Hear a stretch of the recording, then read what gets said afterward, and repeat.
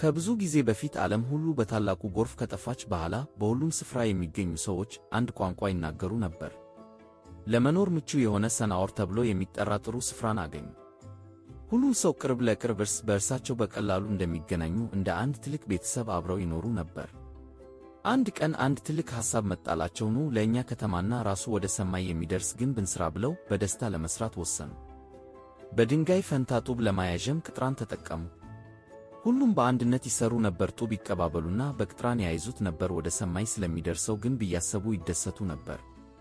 ነገር ግን ያልታሰበ ነገር ተከሰተ። እግዚአብሔር ከሰማይ ወደ ታች ተመለከተ፣ ከተማውንና ከፍ ያለውን ግንቡን አየ።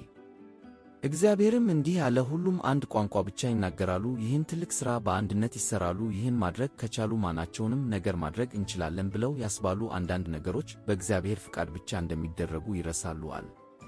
ስለዚህም እግዚአብሔር ቋንቋቸውን ደበላለቀው። በድንገት አንዱ ጡብ ሲጠይቅ ሌላው አካፋ መስጠት ጀመረ።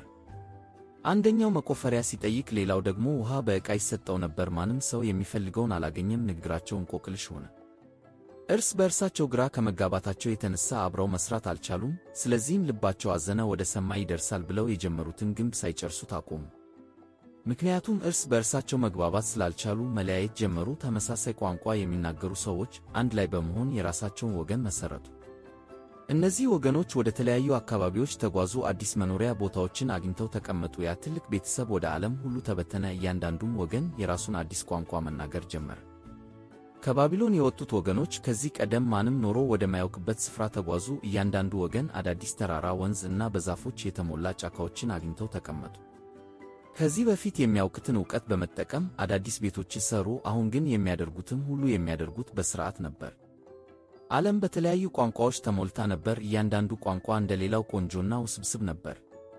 በእነዚህ አዳዲስ መሬቶች ላይ የሰዎች ሕይወት አዲስ ቀለምና አዲስ ቅርጽ ያለው መሆን ጀመረ። የተለያየ አልባሳት ለበሱ፣ በተለያዩ ዘፈኖች ዘፈኑ፣ ከከዋክብት በታችም የተለያዩ ታሪኮችን ተነጋገሩ። ሕፃናት እንዴት ሰላምና ወደኋላው እንደሚባል በራሳቸው ቋንቋ ተማሩ።